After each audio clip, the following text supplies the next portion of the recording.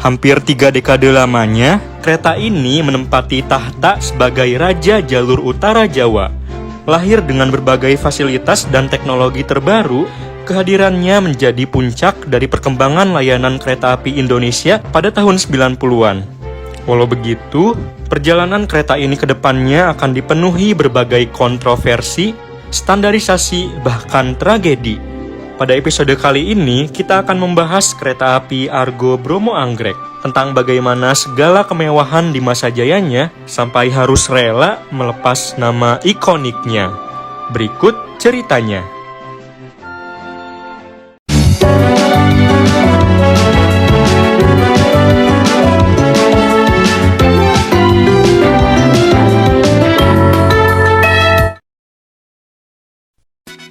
Tahun 1990-an menjadi loncatan besar bagi perkembangan layanan kereta api di Indonesia. Sepanjang dekade itu, Perumka menghadirkan banyak kereta eksekutif generasi baru yang disebut sebagai kelas Argo. Kelas eksekutif yang mempunyai fasilitas maupun kenyamanan yang jauh lebih baik dari yang ada sebelumnya. Kelas Argo ini pun sukses sebagai layanan unggulan di Pulau Jawa, menjadi penghasil uang bagi Perumka, dan bahkan bisa menggeser posisi kereta legendaris seperti Bima dan Parahyangan di masing-masing pasarnya. Setelah sukses di 3 rute dengan adanya Argo Bromo di rute Jakarta-Surabaya, Argo Gede di rute Jakarta-Bandung, dan Argo Lawu di rute Jakarta-Solo, Perumka pun kemudian kembali mengembangkan kelas Argo ini lebih lanjut dengan merancang konsep untuk Argo Bromo 2, yang mana namanya kemudian menjadi Argo Bromo Anggrek. Risetnya sendiri sebenarnya sudah dimulai sejak 1993 berbarengan dengan pengembangan Argo Bromo dan Argo Gede. Meski sama-sama dibuat PT Inka, desainnya sendiri dibuat lebih sleek, modern, dan futuristik, dan bisa dilihat mengambil banyak inspirasi dari kereta cepat ICE Jerman. Bagian bawah tertutup dan kaca yang menyambung. Semuanya adalah hasil desain dari Bapak Dani Damar Swasono Jati. Bentuknya yang terlihat lebih besar dari kereta lain saat itu pun membuat rangkaian kereta ini menjadi akrab disebut sebagai rangkaian gendut. Dinding bagian atasnya yang miring ke bagian dalam membuatnya terlihat lebih lebar, walau sebenarnya ukurannya sama dengan kereta lain. Liverinya adalah warna putih bermotif 2 garis biru, sama seperti kereta kelas Argo sebelumnya. Tetapi warna abu-abu diganti dengan merah muda sebagai unsur anggrek yang menghiasi bagian pinggiran jendelanya.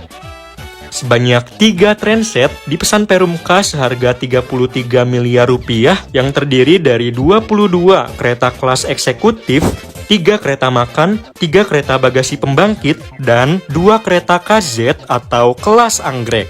Asal dari nama anggrek yang ada pada Argo Bromo 2. Kereta eksekutif mempunyai kapasitas 50 penumpang dengan kursi yang lebih besar dan dilengkapi sandaran kaki.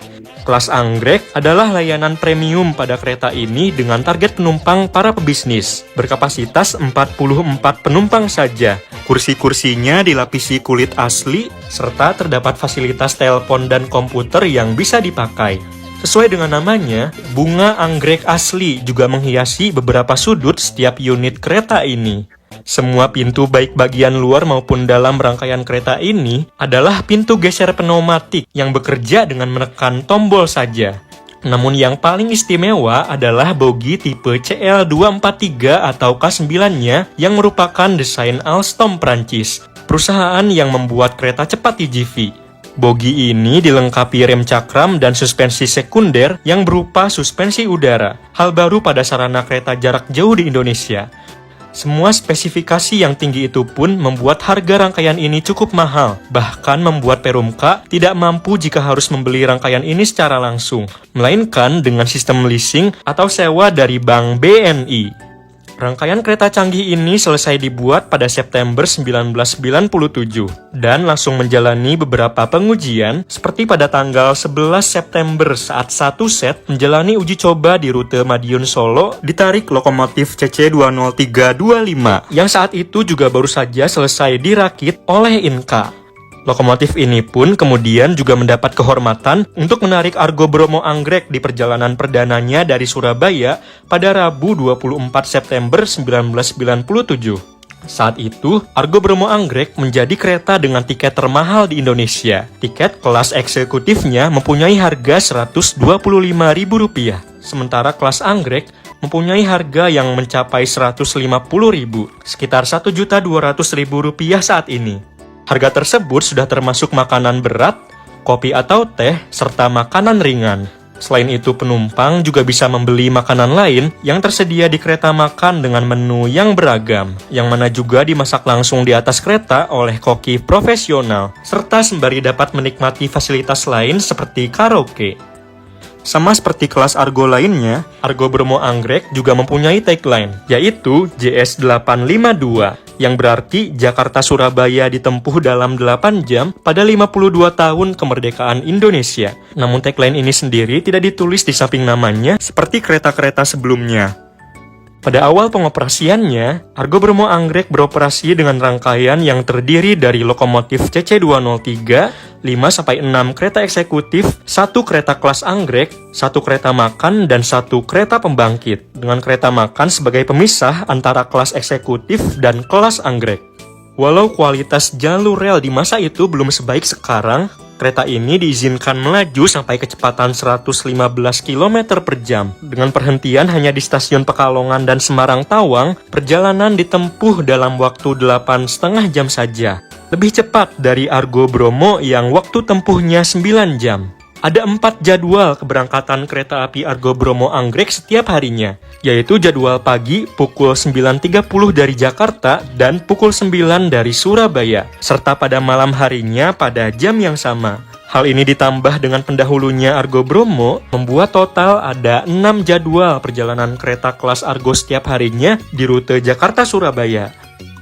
Akan tetapi, kereta ini sendiri hanya menggunakan 2 rangkaian kereta gendut saja setiap harinya, sehingga 1 rangkaian yang tersisa kemudian dimanfaatkan Perumka untuk layanan kereta kelas Argo baru lainnya, yaitu kereta api Argo Muria yang diluncurkan pada Desember 1997. Argo Bromo Anggrek pun langsung menduduki posisi teratas di GPK baru yang mulai berlaku pada 1998. Menempati nomor KA1-4, menggeser posisi Argo Bromo dan Argo Gede. Pada tahun 1998 dan 2001, Argo Bromo Anggrek mendapat 2 rangkaian kereta gendut tambahan, 1 baru dari Inka dan yang sebelumnya digunakan Argo Muria. Hal ini pun membuat stam formasi rangkaian Argo Bromo Anggrek dapat ditambah. Namun di lain sisi, 2 kereta KZ pun kemudian dirombak menjadi kelas eksekutif biasa pada 2002, karena kelas ini ternyata dinilai kurang peminat akibat terlalu mahal. Pada tahun yang sama, pendahulu kereta ini sendiri Argo Bromo dihentikan operasionalnya oleh Perumka akibat kalah saing dengan kereta eksekutif lain di rute Jakarta-Surabaya, termasuk Argo Bromo Anggrek yang merupakan keturunannya sendiri.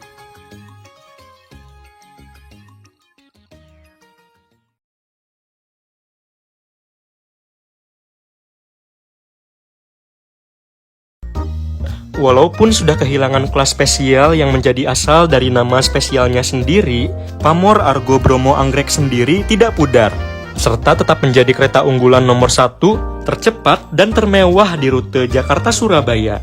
Hanya dalam beberapa tahun saja, nama kereta ini sudah menjadi nama yang menjadi ikon kereta kelas atas di Indonesia. Posisi yang sebelumnya lama dipegang kereta api Bima maupun Mutiara. Keistimewaan ini terbukti pada tahun 2006, di mana pada tahun itu, semua kereta kelas Argo lain, livery pada rangkaiannya diganti menjadi bermotif ombak abu-abu. Argo Bromo Anggrek tetap bertahan dengan livery khasnya. Bahkan logonya masih terpampang dengan bangga di badan kereta, dikala kereta lain sudah kehilangannya. Pada bulan Mei tahun 2005, salah satu kereta makan milik Argo Bromo Anggrek mengalami kebakaran di stasiun Surabaya Pasar Turi. Beruntung, kejadian itu tidak membuat kerusakan parah dan kereta ini dapat diperbaiki oleh Balayasa Surabaya Gubeng. Akan tetapi, usai kejadian itu, kereta makan ini dicat dengan livery unik. Warna pink yang menjadi khas Argo Bromo Anggrek tidak dipakai, namun justru dicat dengan motif yang berwarna biru. Terlepas dari itu, pada 2008, Argo Bromo Anggrek kembali mendapat satu rangkaian kereta gendut yang kali ini merupakan bekas Argo Lawu. Rangkaian ini sebelumnya lebih dulu menjalani peremajaan di PT Inka, di mana keluar dengan tampilan baru yang berwarna ungu dengan motif yang disebut sebagai terong ungu. Hanya rangkaian ini saja yang liverinya berubah. Akibatnya pada operasional sehari-harinya, rangkaian Argo Bromo Anggrek seringkali menjadi belang, campuran livery baru ini dan kereta berlivery aslinya. Meski wajah istimewanya bisa dibilang bertahan dari perubahan, hal yang sama sayangnya tidak terjadi pada kualitas fasilitas maupun sisi teknis dari rangkaiannya sendiri. Pertama, bogi K9 rancangan Alstom yang dipakai memerlukan biaya perawatan yang tinggi karena suku cadang yang harus didatangkan dari Prancis. Hal ini pun ditambah rumit dengan jenis rem cakram yang dipakai. Karena PT Kereta Api saat itu dananya terbatas, beberapa suku cadang pun terpaksa dibuat sendiri dengan kualitas yang kurang dari standar seharusnya. Serta rem cakramnya pun akhirnya diganti dengan jenis rem biasa. Bogi yang performanya tak lagi sempurna ini pun harus tetap dipacu hingga 120 km per jam di jalur rel yang saat itu kualitasnya juga belum sebaik sekarang. Pada akhirnya semua ini pun mengakibatkan runtutan insiden anjlokan beruntun yang terjadi pada Argo Bromo Anggrek. Pertama pada 28 September 2008 di stasiun Manggarai, yang kedua di stasiun Pelabuhan pada 12 Juli 2009, di mana tak lama kemudian pada 18 Oktober kereta ini kembali anjlok di daerah Batang. Sampai akhirnya usai Argo Bromo Anggrek anjlok kembali di stasiun Manggarai pada 30 Juli 2010, PT KA bertindak cepat dengan langsung menarik semua kereta gendut yang saat itu beroperasi ke PT Inka, menjalani perombakan untuk mengatasi masalah yang ada pada rangkaian gendut ini. Sayangnya setelah itu, Argo Bromo Anggrek tak akan pernah sama lagi.